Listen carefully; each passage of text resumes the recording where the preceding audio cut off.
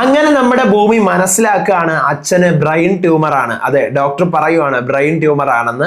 അപ്പോൾ ഇനി അച്ഛനെ രക്ഷിക്കാനായിട്ട് സർജറി നടത്താനായിട്ട് ലക്ഷങ്ങളോളം രൂപ ചെലവ് വരും. ഒരു കോഫി ഷോപ്പുകാരിയായ ഭൂമി എവിടെ നിന്നാണ് ഈ കാശെല്ലാം ഉണ്ടാക്കുന്നത്?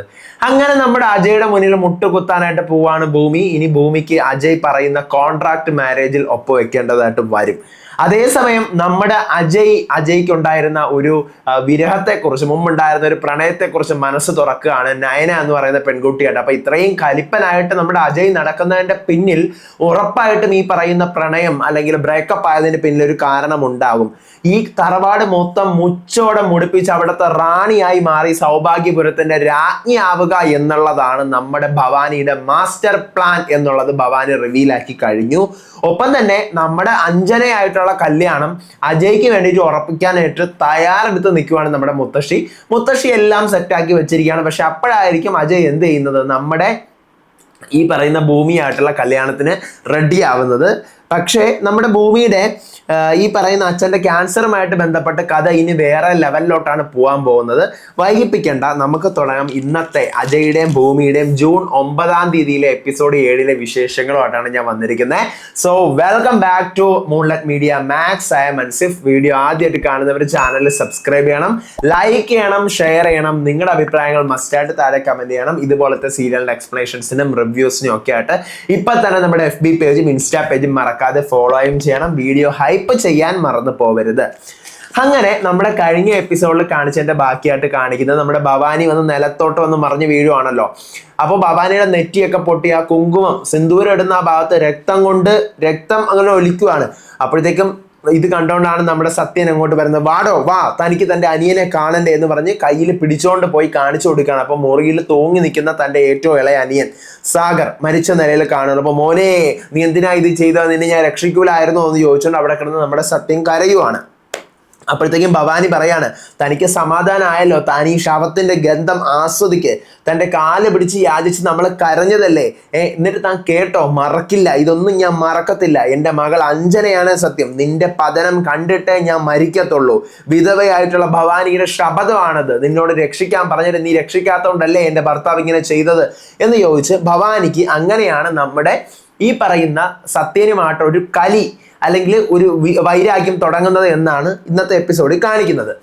ശരിക്കും എനിക്ക് തോന്നുന്നു ഈ സാഗർ അവിടെ നിന്ന് തൂങ്ങിച്ചെത്തതായിരിക്കില്ല, മിക്കവാറും ഭവാനി കെട്ടി തൂക്കിയതാവാനുള്ള ഒരു സാധ്യതയാണ് ഞാൻ കാണുന്നത്, വേറെ എന്തെങ്കിലും പേഴ്സണൽ ആവശ്യങ്ങൾക്ക് വേണ്ടിയിട്ട്.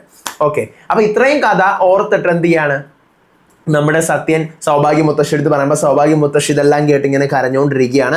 എന്നിട്ട് നമ്മുടെ സത്യം പറയാണ്, ഇത്ര പെട്ടെന്ന് അവൻ അങ്ങനെ ചെയ്യുമെന്ന് ഞാൻ കരുതിയില്ല, അവനെ രക്ഷിക്കാൻ വേണ്ടി മാർഗങ്ങൾ ഞാൻ നോക്കിക്കൊണ്ടിരിക്കുകയായിരുന്നു എന്നിങ്ങനെ പറയാണ്. അപ്പൊ എന്നിട്ട് ഭവാനി ഇപ്പോഴും പറയുന്നത് ഞാൻ അവനെ കൊന്നു എന്നാണ്. പക്ഷെ മീഡിയാസിലൊക്കെ അന്ന് വന്ന വാർത്ത ശരിയായിരുന്നു. മയക്കുമരുന്ന് വെച്ച് തന്നെയാണ് നമ്മുടെ ഫാർമസിയിൽ അവിടെ ഓരോ മരുന്നുകളും ഉണ്ടാക്കിക്കൊണ്ടിരുന്നത്. ഭവാനി അതിൽ പങ്കാളിയും തന്നെയാണ് എന്ന് പറയാണ്. അപ്പോഴത്തേക്കും സൗഭാഗ്യ മുത്തശ്ശി പറയണം, ആ കഴിഞ്ഞ കാര്യങ്ങളൊക്കെ പോട്ടെ, അഞ്ജനയെ നമുക്ക് സേഫ് ആക്കണം, അവളെ നമ്മുടെ വീടിന്റെ മരുമകളാക്കണം. നീ അജയോട് സംസാരിക്കണം അവളെ വിവാഹം കഴിക്കാൻ വേണ്ടി. അപ്പൊ ഞാൻ പറഞ്ഞു കഴിഞ്ഞാൽ അത് കുടുംബത്തിലെ നിയമം എന്താ പറയുക, ഒരു റൂള് ഇറക്കും പോലെ ആയിപ്പോവും. അപ്പൊ അതുകൊണ്ട് അങ്ങനെയല്ല, നീ അവനെ പറഞ്ഞ കാര്യങ്ങൾ സംസാരിക്കണം.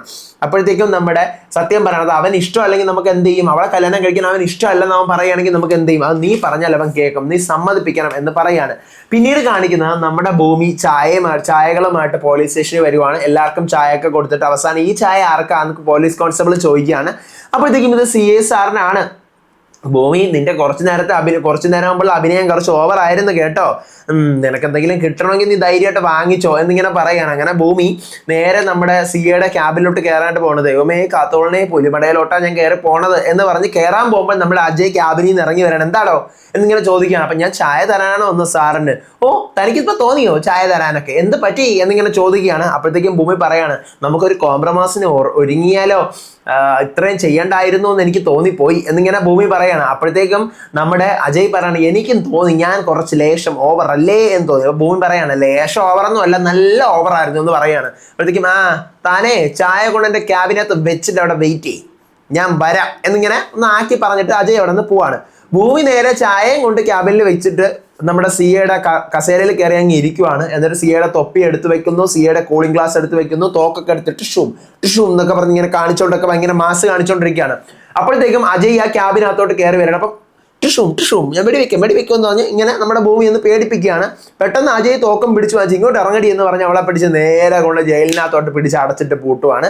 നീ എന്താണ് അവിടെ ചെയ്തതെന്ന് അറിയാമോ? സെക്ഷന്റെ പേര് പറഞ്ഞിട്ട് ഏതാണെന്ന് അറിയാമോ? അത് സർവീസ് റിവോൾവർ മോഷ്ടിക്കാൻ നോക്കിയ കേസ്. അപ്പൊ എത്ര വർഷം തടവുള്ള കേസാണെന്ന് അറിയാലോ. നീ അവിടെ ജയിലിൽ കിടക്കും, നീ ജീവിതാവസാനം വരെ നിനക്ക് ജയിലിൽ കിടക്കാം എന്നിങ്ങനെ പറയാണ്. ആ ജയിലിനകത്ത് 3-4 പെമ്പിള്ളേരും ഉണ്ട് കേട്ടോ എന്നിങ്ങനെ പറഞ്ഞിട്ട് പോകുന്നു. അപ്പൊ പെമ്പിള്ളേരെ പോയിട്ട് അപ്പം എന്നിട്ട് അജയ് എവിടെ നിന്ന് പോവാണ്. അപ്പോഴത്തേക്കും നമ്മുടെ ഭൂമി എന്ത് ചെയ്യാണ്, ആ ജയിലിൽ കിടക്കുന്ന ബാക്കിയുള്ള പെൺകുട്ടികളെ പരിചയപ്പെടുവാണ്. അപ്പൊ നിങ്ങൾക്ക് എന്താ പ്രശ്നം? നമ്മൾ ഡാൻസ് കളിക്കാൻ, നാടക ഡാൻസ് കളിക്കാനായിട്ട് വന്നവരാണ്, പക്ഷെ നമ്മളെ പിടിച്ചിവിടെ പൂട്ടി രാത്രി 10 മണിക്ക് ശേഷം ഡാൻസ് കളിക്കാൻ പാടില്ല എന്ന് പറഞ്ഞ് നമ്മളെ ഇവിടെ പിടിച്ച് പൂട്ടിയിരിക്കുകയാണെന്ന് പറയാണ്.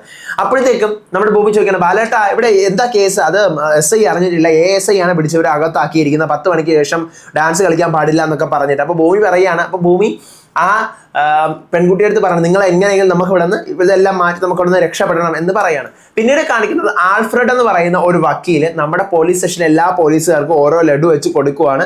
എന്നിട്ട് അവരുടെ അടുത്ത് പരിചയപ്പെടുത്താണ്, ഞാൻ ഇവിടെ വന്നിട്ടുള്ള നിങ്ങളുടെ പുതിയ CIയുടെ സുഹൃത്താണ് അഡ്വക്കേറ്റ് ആൽഫ്രഡ്. പിന്നെ 2 കേസിൽ ഇപ്പൊ ഞാൻ വിജയിച്ചിരിക്കുകയാണ് ഈ മാസം. അതായത് നമ്മുടെ MLAക്ക് വരെ ഞാൻ MLAയുടെ റേപ്പ് കേസിന് ഞാൻ അയാളെ ശിക്ഷ മേടിച്ച് കൊടുത്തിട്ടുണ്ട് എന്നിങ്ങനെ പറയുകയാണ്.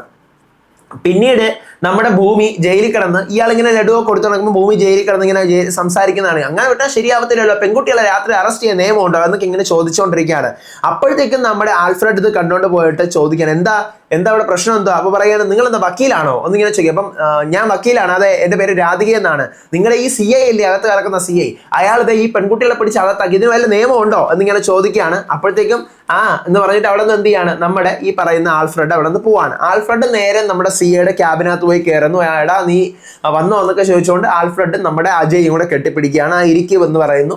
അപ്പൊ ഈ മാസത്തെ അതിന്റെ കേസിന്റെ വിശേഷങ്ങളൊക്കെ എന്തൊക്കെയാണെന്നൊക്കെ ചോദിച്ച് കേസിന്റെ കാര്യങ്ങളൊക്കെ പറയുവാണ് നമ്മുടെ അജയുടെ അടുത്ത് ആൽഫ്രഡ്. അപ്പൊ ആരാ ആ ജയിലിൽ കിടക്കുന്ന വനിതാ വക്കീലാണോ എന്ന് ചോദിക്കുകയാണ്. അപ്പോഴത്തേക്കും നമ്മുടെ അജയ് പറയണം, നമ്മളൊരു ഭൂലോക തരികിടയാണ്, നിന്റെ അടുത്ത് അങ്ങനെയാണോ പറഞ്ഞത്, അവള് കോഫി ഷോപ്പ് നടത്തുന്നവളാ, തരികിട രാജ്ഞിയാണ് അവള്. അപ്പോഴത്തേക്കും നമ്മുടെ എന്താ പറയാ, നമ്മുടെ ആൽഫ്രഡ് പറയണത് നിന്റെ വിവാഹമൊക്കെ ആയെന്ന് പറയുന്ന കേട്ടോ. അങ്ങനെ എന്തൊക്കെയോ നടക്കുന്നുണ്ട്. എടാ വിവാഹമൊക്കെ കഴിച്ചൊരു പുതിയ ജീവിതം സ്റ്റാർട്ട് ചെയ്യേ. അപ്പോഴത്തേക്കും നമ്മുടെ അജയ് പറഞ്ഞു, നിനക്ക് എൻ്റെ അടുത്ത് എങ്ങനെ പറയാൻ തോന്നുകടാ, നിനക്ക് അറിയത്തില്ലേ എൻ്റെ ഹൃദയം കവർന്നെടുത്തോണ്ട് പോയ നയന. അപ്പം നയന എനിക്ക് ആരാടാ? നയനയും ഞാനോട്ട് ഒരുമിച്ചുണ്ടായിരുന്നിട്ട് ഇപ്പൊ നമ്മൾ ബ്രേക്കപ്പ് ആയി, പക്ഷെ നയന എനിക്ക് ആരാ, എനിക്ക് അങ്ങനെ എല്ലാം മറക്കാൻ പറ്റുമോ എന്നിങ്ങനെ ചോദിക്കുകയാണ്. അപ്പോഴത്തേക്കും മുത്തശ്ശിയൊക്കെ ഇങ്ങനെ തീരുമാനിച്ച സ്ഥിതിക്ക് നമുക്കിനി എന്ത് ചെയ്യാൻ പറ്റും എന്നിങ്ങനെ ആൽഫ്രഡ് ചോദിക്കുകയാണ്. അപ്പോഴത്തേക്കും നമ്മുടെ അജയ് പറയണ, എനിക്ക് അത് വിട്, ആ കേസ് വിട് എന്നിങ്ങനെ പറയാണ്. അപ്പൊ ഇവരിങ്ങനെ പറഞ്ഞുകൊണ്ടിരിക്കുമ്പോഴത്തേക്കാണ് പാട്ട് കേൾക്കുന്നു സ്റ്റേഷനിലെ അപ്പോഴത്തേക്കും നമ്മുടെ ആൽഫ്രഡ് ചോദിക്കണേ, ജയിലിനകത്ത് മ്യൂസിക് സിസ്റ്റം ഒക്കെ വന്നോ എന്ന് പറഞ്ഞുകൊണ്ട് പോയി നോക്കുമ്പോഴത്തേക്കുമാണ് നമ്മുടെ ഭൂമിയും അവിടെയുള്ള പെൺകുട്ടികളെ എല്ലാം കൂടെ ഡാൻസ് ആണ്. പുറത്ത് നിന്ന് പോലീസ് കോൺസ്റ്റബിൾസും അതുപോലെ എല്ലാവരും കൂടെ ഒന്ന് കയ്യും കൊട്ടിക്കൊണ്ട് നിൽക്കുകയാണ്. പെട്ടെന്ന് അജയ് അങ്ങോട്ട് കണ്ടോണ്ട് വരുന്നത്, സ്റ്റോപ്പ് ഇറ്റ് എന്ന് പറഞ്ഞിട്ട്, എന്താണ് ഇതിനകത്ത് നിയമം കയ്യിലെടുക്കാൻ നീ ആയോടി എന്നിങ്ങനെ ചോദിക്കുകയാണ് നമ്മുടെ ഭൂമിയുടെ അടുത്ത്. ഭൂമി ഫോണാകെ ജയിലിനകത്ത് വെച്ചിട്ടാണ് പാട്ട് ഡാൻസ് കളിച്ചുകൊണ്ടിരിക്കുന്നത്. അപ്പം സാറിന് അവകാശമുണ്ടോ? സാർ എന്ത് അധികാരത്തിൽ എന്നെ പിടിച്ച് ഇതിനകത്ത് ഇട്ടിരിക്കുന്നത്? വക്കീലേ, നിങ്ങൾ വക്കീലേ, ഒന്ന് കേട്ടു നോക്ക്. ഞാൻ സർവീസ് റിവോൾവറിൽ ഒന്ന് തൊട്ടു, ഒരു കൗതുകം കൊണ്ട്. എന്നെ പിടിച്ച് ഇതിനകത്ത് അകത്തിടാനായിട്ട് എന്തെങ്കിലും നിയമമുണ്ടോ? മാത്രമല്ല എൻ്റെ കയ്യിൽ തൊട്ടു ഇയാള്, അത് മോശമായ അർത്ഥത്തിലാണ് തൊട്ടത്. മാത്രമല്ല ഈ പെൺകുട്ടികളെ പിടിച്ച് അകത്തിടാൻ ഏതെങ്കിലും വനിതാ പോലീസ് ഇവിടെ ഉണ്ടായിരുന്നോ? ഇല്ലല്ലോ. 10 മണിക്ക് ശേഷമാണ് ഇവരെ പിടിച്ച് അകത്തിടുക. ഇത് മൊത്തത്തിൽ പണി പാള, നിങ്ങളുടെ സാറായിരിക്കും അകത്ത് പോകാൻ പോകുന്നത്. പോൾ ഈ സ്റ്റേഷനിൽ എഴുതി വെച്ചിരിക്കുന്ന എൻ്റെ കടയുടെ ടാഗ് വരെ എടുത്ത് മാറ്റിക്കളഞ്ഞു. ഇതൊക്കെ ആരാ? നിങ്ങളുടെ ഈ SI ചെയ്ത വേലയാണ് എന്നിങ്ങനെ പറയണം. അപ്പൊ എല്ലാവർക്കും പണി കിട്ടുമെന്ന് പറയാം. അപ്പൊ നമ്മുടെ നൈസായിട്ട് ആൽഫ്രഡിന്റെ വകുപ്പ് പറയില്ല. ആൽഫ്രഡ് നേരെ നമ്മൾ അജയെ വിളിച്ചോണ്ട് പോയിട്ട്, അജയ് ഇത് പണി കിട്ടും, അവള് പറയുന്നത് കാര്യമാണെന്ന് പറയണം. അപ്പോഴത്തേക്ക് അജയ് ദേഷ്യപ്പെടും, ഇറക്കി വിടണോ എല്ലാത്തിനെ എന്ന് പറഞ്ഞ് അങ്ങനെ നമ്മുടെ ഭൂമിയെയും ബാക്കി ജയിലിലെ പെൺകുട്ടികളെ എല്ലാവരെയും ഇറക്കി വിടുവാണ്. പിന്നീട് കാണിക്കുന്നത് നമ്മുടെ സൗഭാഗ്യപുരം വീടാണ്. സൗഭാഗ്യപുരം വീട്ടില് നമ്മുടെ ഭവാനി ഒറ്റയ്ക്കേ ഉള്ളൂ. സംഗീതയും മുത്തശ്ശിയും കൂടെ പുറത്തു പോയിരിക്കുകയാണല്ലോ. അപ്പൊ ഭവാനി സംസാരിക്കുകയാണ് ഫോണിൽ, അതേ ഭാമയെ, എനിക്ക് അധികാരം കിട്ടും, ഞാൻ അവിടുത്തെ റാണിയായിട്ട് വാഴും, എൻ്റെ പ്രതികാരത്തിന്റെ ആദ്യത്തെ പടിയാണിത്, ഇവിടെയുള്ള എല്ലാവരെയും വെട്ടി മാറ്റാനുള്ള എൻ്റെ നീക്കം തുടങ്ങിക്കഴിഞ്ഞു എന്നിങ്ങനെ പറയണം. അപ്പൊ ഭവാനിക്ക് എന്തൊക്കെയോ ദുരുദ്ദേശങ്ങളുണ്ട്. ഈ പറഞ്ഞ ഭർത്താവ് മരിച്ചതിന് പിന്നിലും ദുരുദ്ദേശം ഉണ്ടെന്ന് തന്നെയാണ് എനിക്ക് തോന്നുന്നത്. അങ്ങനെ നമ്മുടെ സൗഭാഗ്യയും സംഗീതയും കൂടെ, സൗഭാഗ്യ മുത്തശ്ശിയും സംഗീതയും കൂടെ അങ്ങോട്ട് വരുവാണ്. അപ്പോഴത്തേക്കും എന്തായി കാര്യങ്ങൾ? അഞ്ജനയെ വിളിച്ചോ? നീ വിളിച്ചില്ല. വിളിക്കാത്ത എന്താ ഭവാനി എന്നിങ്ങനെ ചോദിക്കുകയാണ്.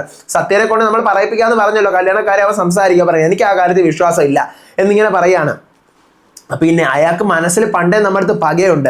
ഞങ്ങൾക്ക് ഫാർമസി തന്നതിൽ അയാൾക്ക് പണ്ടേ ഇഷ്യൂ ഉണ്ടായിരുന്നു. അതാണ് സത്യം നമ്മളെ കേസിൽ ഊരാതെ ഇങ്ങനെയൊക്കെ പ്രശ്നങ്ങളൊക്കെ ഉണ്ടാക്കി വെച്ചത് എന്നിങ്ങനെ പറയണം. അപ്പോഴത്തേക്കും സൗഭാഗ്യ മുത്തശ്ശി പറയണം, നിർത്ത്, അതല്ലല്ലോ ഇപ്പോൾ ഇവിടുത്തെ കാര്യം വിവാഹമാണ്, അപ്പൊ വിവാഹം നമ്മൾ നടക്കും എന്നിങ്ങനെ പറഞ്ഞു.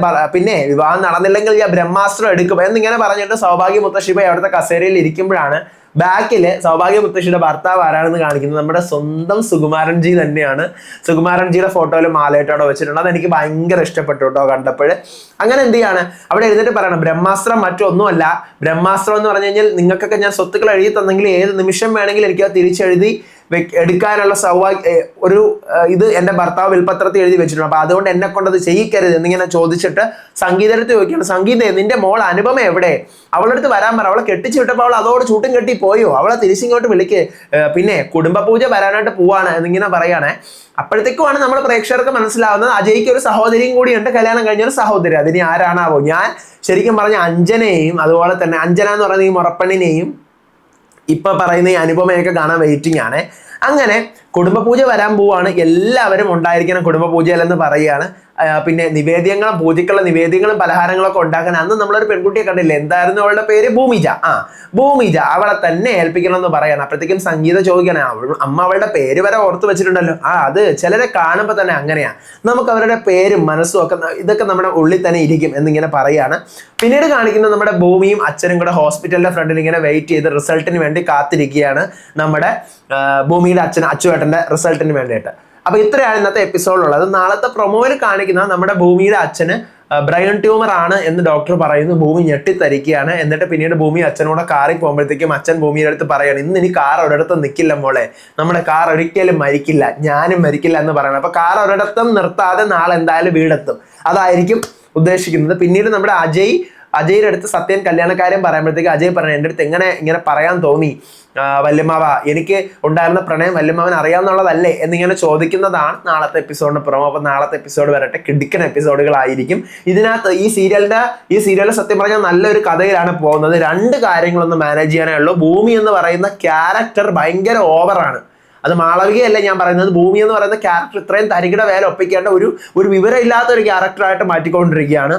അതൊന്ന് മാറ്റിക്കഴിഞ്ഞാൽ കൊള്ളാമായിരിക്കും. രണ്ടാമത്തെ കേസ് എന്ന് പറഞ്ഞു കഴിഞ്ഞാൽ ഇതിന്റെ കളർ തീം അടിപൊളിയല്ല. ഈ സീരിയലിന്റെ നമ്മൾ ആ ട്രെയിലറിൽ കണ്ട കളർ തീം അല്ല, എപ്പിസോഡ് വരുമ്പോൾ കളർ ഭയങ്കര മങ്ങി ഒരു വിന്റേജ് മോഡൽ കളറാണ് വരുന്നത്. അതായത് കുറച്ചൊന്ന് ബ്ലാക്ക് ആൻഡ് വൈറ്റ് ഷെയ്ഡുള്ള കളേഴ്സിന്റെ അടുത്ത് നിൽക്കുന്ന കളറാണ് ഇതിന്റെ ഒരു ഫിൽട്ടർ ആയിട്ട് വരുന്നത്. അതൊന്ന് ചേഞ്ച് ചെയ്ത് കഴിഞ്ഞാൽ കൊള്ളായിരിക്കും. പിന്നെ ലോജിക് ഇല്ലാത്ത കുറേ സാധനങ്ങൾ ഇതിനകത്ത് നടക്കുന്നുണ്ട്. ജയിലിൽ പിടിച്ച് അടയ്ക്കുന്ന ഭൂമിയുടെ കൈ ഒട്ടിച്ചിരിക്കുന്ന പോലീസ് സ്റ്റേഷനായിട്ട് ബേസ് ചെയ്ത് കുറേ ലോജിക് ഇല്ലാത്ത സാധനങ്ങൾ നടക്കുന്നുണ്ട്. അപ്പൊ ഇതൊക്കെ ഒന്ന് മാനേജ് ചെയ്ത് കഴിഞ്ഞാൽ ഈ സീരിയൽ അടിപൊളിയാകും എന്നാണ് എനിക്ക് പറയാനായിട്ടുള്ളത്. അപ്പോൾ നോക്കാം, അടുത്ത എപ്പിസോഡിന്റെ വിശേഷങ്ങളായിട്ട് ഞാൻ വരാം. അതുവരേക്കും ബൈ.